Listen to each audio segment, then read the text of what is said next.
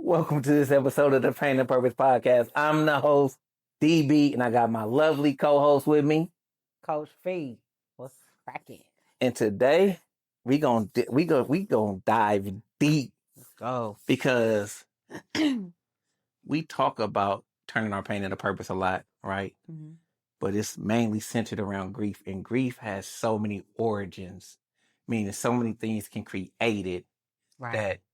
Yes, death being a major one, and then when you lose a child, Right. it's intensified. But grief can stem from hospital visits, terminally ill parents, incarceration, having a child incarcerated, Postpartum depression,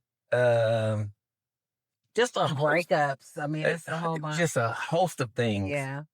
And it's a bunch of people out there trying to normalize what grief is. I don't think, can you normalize it? No, I don't think you can. Okay. I don't think you can normalize grief.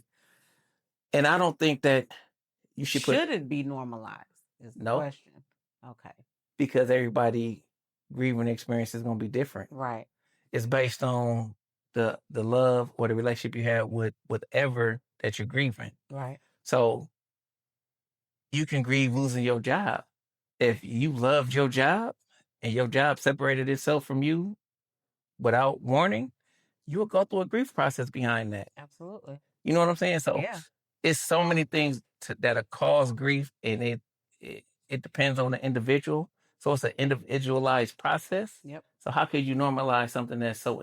How could you say on one end that it's an individual process, but then on this end it's normal? And that's why I always thought that the grief cycle was BS. Yeah, because you can't really generalize that. Yeah, you can't generalize it. But putting it into these 5 or 7 stages is generalizing. And it's not enough numbers on a chart to tell you what you experience when you're dealing with this type of grief. Yeah. Right? So I'm going to start off by saying some days I can experience sadness, rage, joy, disappointment, anger, hurt, frustration in the matter of minutes, sometimes all at the same time. And how you supposed to normalize that? And how do you put that into words in the moment?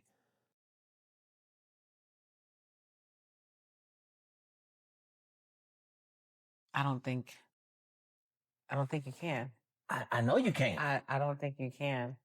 Let me say that I too have experienced that.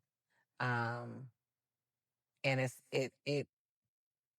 a very strange, for me, it's a very strange feeling because I always try to talk myself out of feeling these, this plethora of emotions. And sometimes it's easier said than done. So that's why I understand, like, when you have your days where you just have to go lay down instead of, sitting in it, Yeah. just going to sleep and allowing the mind to, do its thing while you're sleeping. But that shit gets, overwhelming. And if you're trying to carry it all and like it is normal, because I always say, what is normal? What does that even look like? I don't think you can. No, I'm not. That's rhetorical. But when people say, well, he's not normal or she's not normal, what is normal? Do you have a definition of what normal looks like? Because you can be smiling like you do. You always smiling. I'm always smiling. Right? But and be completely shattered internally. Look at Robin Williams. Rest his soul. One of the funniest men on the planet. Love Mrs. Doubtfire. Right? Took his own life because he was grieving something. Yes. Right? And people saw, the comedian, the actor, the millionaire, the Hollywood star, all of these things, but not knowing that this man was really broken and hurting and grieving on the inside. So when people say normalized, that shit needs to be burnt. And I think it's up to people that's experiencing it to, when someone tells them something in that lane, Yeah. as far as normalizing, it's up to them to say there is no right way or wrong way to grieve. So if there's no right or wrong way to grieve, so that's what irritates me about most people is when we talk about this grief. Like they'll say things like it's the 5 stages of grief, or there's no right or wrong way to grieve, and then they tell you, but this is how you're supposed to be doing it right now. A total contradiction. Completely. If there's no right or wrong way to grieve, Right. why should I be doing it this way now? Right. And I battle with that. And I speak to people. I spoke to a woman the other day, and she lost her father. And I made a post. She commented on the post, and something said, reach out to her. Okay. Then I reached out to her. She instantly responded, and I said, talk to me. Like, tell me what you're going through. And she explained what she was going through, and I said, that's not how that's going to work. I said, how is it working for you right now? And she's frustrating herself, trying to fit into this normal box. And I'm like, that's not how that goes. Whatever emotion you're feeling right now is valid. Feel it. Now, every emotion has a positive way to process it.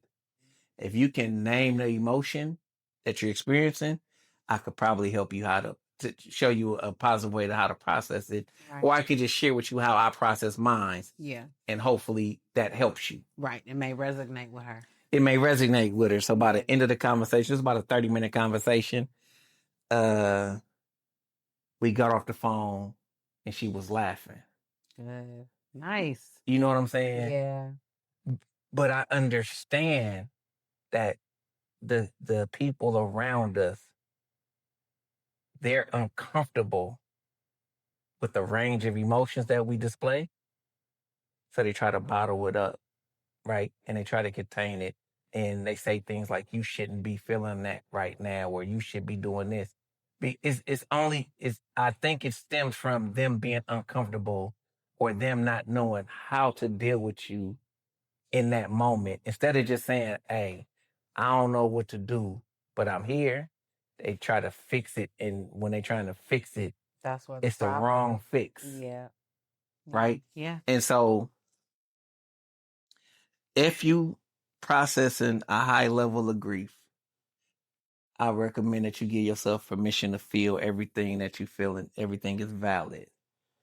And understand that there's no right or wrong way to do this thing called grief. And understand that you're only grieving the way you're grieving because the relationship was there. If you love them deeply, your grief is going to be painful. It's going to be heavier. It's going to be heavier. Yeah. And that's okay. You know what I'm saying? And absolutely. For me, I've learned how to carry the love for my child in a different way. And some days it works, some days it don't. That's why I still have heavy days. You know what I'm saying? So some days I could just rub the bracelet and get the energy, or some days I could, rub the necklace because her fingerprint is on the bracelet, her hair is inside the necklace. So I carry my baby wherever I go in some form or fashion. Most people don't do that. But it still doesn't negate. It still doesn't negate the feelings, yeah, right? Those emotions are going to come. And For sure, for sure. In waves. Crashing down. Extremely heavy. Yes. Yeah. Tsunami-sized waves will knock you off your feet. Yep. And that's okay. It's just not for me. It's feeling the emotion, but not staying in it for too long. Especially is for, and I'm again just speaking for me. Especially if it's an emotion where I'm having these thoughts that don't necessarily agree with where I'm at that moment. Like it's my mind is playing tricks on me. I got the one, yeah, no, I want you to stay here. I want you to stay in this anger. I want you to stay in this frustration. I want you to stay in this sadness. But then over here, it's like, yeah, feel that, feel the anger, feel the sadness, feel the frustration. But then let's go take a walk. I think it's a day by day thing. Yeah. Because some anger and frustration you need to sit in. Yeah. And then some days you don't. So giving yourself permission to do both Simultaneously. if you need to. You know what I'm saying? It depends on the activating event that caused the grief. Right? So if it's a light activation and the frustration is not as heavy and you feel like you can process through it, then do that. But if it's a strong trigger that activates your emotions and it's a tsunami size wave of emotions, sit in that. Yeah. And, No, I didn't say sit in it. I just don't stay in it. Don't drown in it, should I say, for lack of a better word. and I'll say, okay, a week of sitting in something, you might need to go see a therapist. Okay. You know what I'm saying? Yeah. So just to give somebody some context, There you go. 3 to 4 days, you might want to ask somebody to come sit with you. 7 days, you might need to go see a therapist. But you gotta allow yourself to experience those emotions whenever they come, however they come, without an expectation, so you don't put a heavier burden on yourself. Yeah, because sometimes your body is too tired to cry. I agree. So you just shut down. I know that's happened. I just told you the other day. Yeah, I'm going to sleep. right. And even by the time you text what you text, my phone was face down and I was in the bed. I knew that. Under the cover. Right. But I knew you was, when you saw it, did you laugh? Yeah, I was like, chuckled a little bit. I chuckled a little bit, goofball. But at the end of the day, I think one of the major things that we could do for ourselves is exercise our self-compassion. Yes. We don't. This episode is sponsored by Choice Catering. Chef Doja, he amazing. I always go to him for my garlic noodles and crab. He better than any restaurant in the Bay Area. I promise you. My wife loved the salmon and garlic rice. He even throw in shrimp when you do the garlic crab. He throw in some extra shrimp for you. With that being said, if you're interested, go to Choice Catering. The number is 510-424-2120. Choice Catering, the real garlic noodles of the Bay. With that being said, let's get back to the episode. Love you. Peace. Have you ever had that moment at work where you notice that people are being rude and disrespectful? Sometimes people are overreacting without thinking, and you just wish that there was somebody who was dedicated to doing something about it. If this even sounds remotely familiar, I encourage you to sign up for our Civility Intelligence trainer program put on by EI365 that's rooted in our signature approach of EI Code of Conduct. If you or someone in your organization would like to be a thought leader on civility intelligence and help neutralize that undesirable behavior in your work environment, you can reach out and book a call so we can certify trainers inside of your organization so you can have a constant eye on workplace incivility. We'll see you on the other side. Peace. We don't give ourselves enough compassion. And what I tell people is talk to yourself like you talk to a 5-year-old little girl. And I say 5-year-old little girl because we naturally talk to little girls more soft and more with more compassion than we do little boys. Now, that needs to change because little boys need the love and the softness and the compassion too. That's why most men are so underdeveloped when it comes to the emotional side because they have been trained to suppress their emotions for so long that they're so far behind Yeah. emotionally, Yeah. right? Yeah. And that's part of the scientific, men are not fully developed until they 25, 26 26. because Yeah. we suppress so much and we are underdeveloped so much because we're not allowed to express ourselves the way little girls are. Organically. Organically, and Yeah. we're not showing the same love and compassion. We're not showing the same empathy as a little girl, as a little boy. Yeah, as two kids growing up, brother and a sister in the same house. The brother is going to be treated so much differently than the sister from day one. Your son, Every household. no, in the same household. No, I'm right. I'm saying a brother and a sister growing up in the same household. You think that They get treated differently in with both parents? with both parents. The father instantly say that you my son, you're gonna be hard.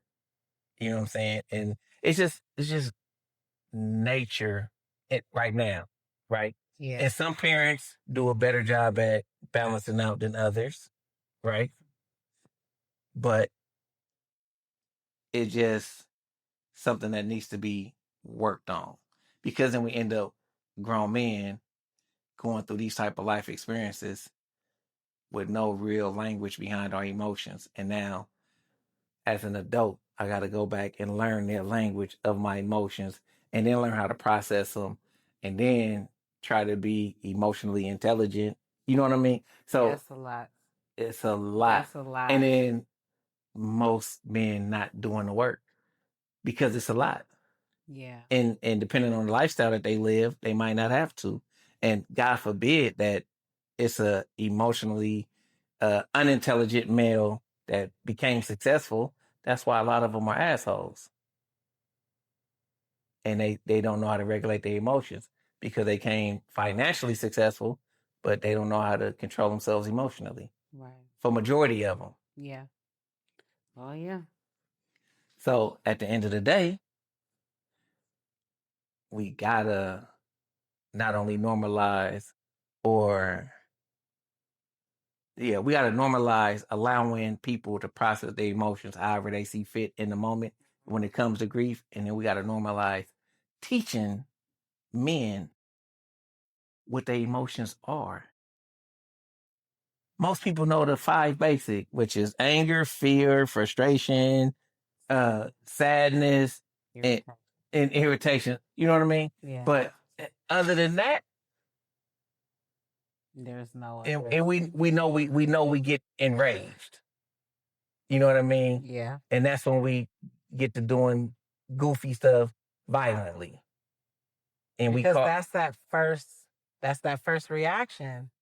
But if they understood that is just a third, that's a higher level of intensity of so many other different emotions that you can verbalize and you can. So if they knew they existed, they wouldn't go straight to the rage. Yeah.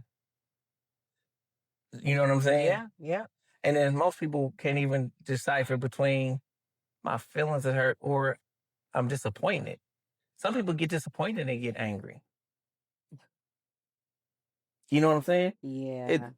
No, I know it's a real thing. Your mama told you that she was going to watch your daughter. Mm-hmm. And then she disappoints you and don't come watch your daughter. You probably get angry first.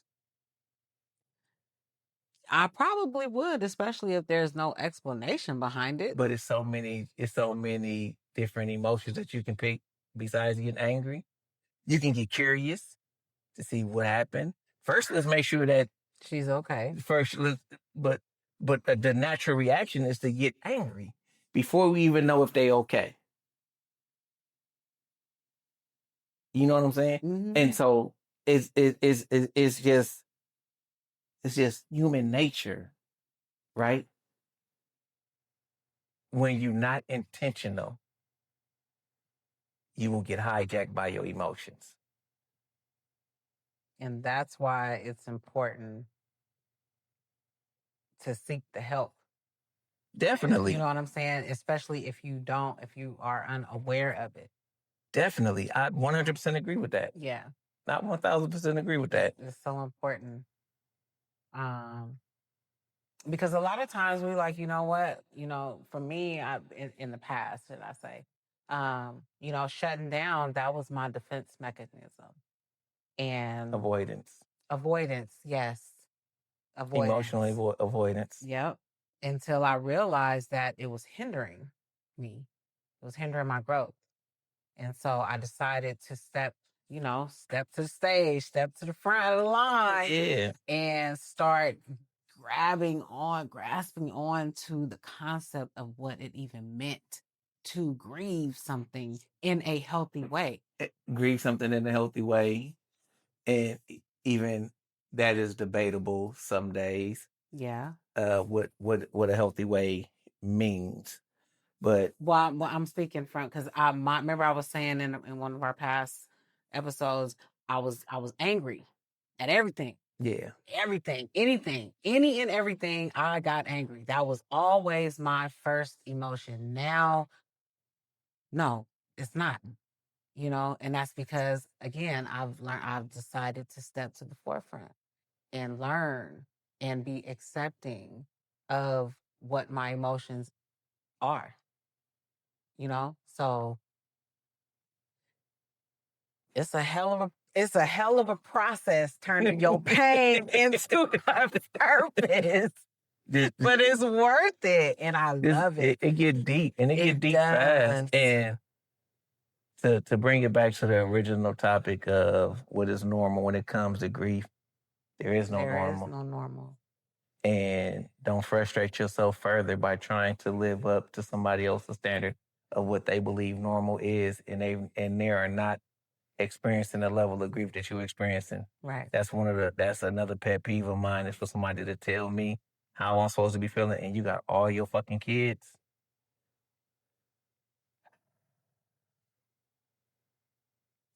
And there's people out there who actually attempt to rationalize, and therapists alike, right? Like in the beginning, it was a female therapist that tried to tell me some things that I didn't agree with. Yeah. And I asked her, I said, have you ever experienced losing a child? She was like, no, all my children still living. So how can you possibly tell me what I'm experiencing right now? And then try to tell me about this cycle of grief, or the stages of grief, or, you know what I mean? The grief cycle. And that's why you wrote the grief cycle. That's part of the reason that I wrote the Grief Cycle Is Bullshit. Yeah. Because in the beginning, most of the people I was talking to was pointing me to this grief cycle. You got to go through this cycle. And I'm like, only thing that really fit me out the cycle was anger. Okay. You know what I mean? I'm not bargaining with nothing. Yeah. You know what I mean? I mean, I might feel a little depression, right? But I don't even think that we can qualify this as depression. It may be extreme level of sadness, but you're supposed to be sad when you lose a child. Yeah. So even that don't fit. Right. You know what I'm saying? Yeah. And so, like, so you just was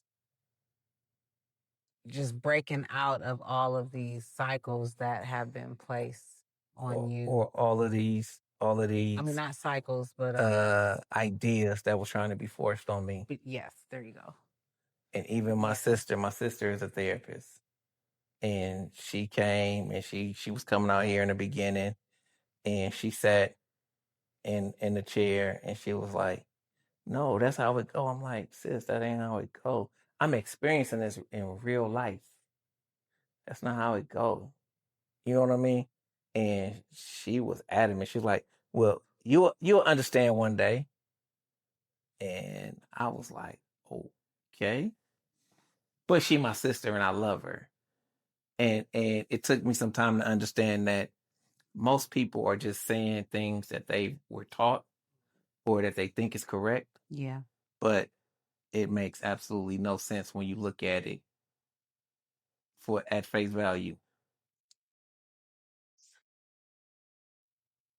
And just to add to that, grief, I would say it doesn't really follow any stages. It definitely doesn't follow any stages. It follows your heart. It follows your heart. I don't know what it follow.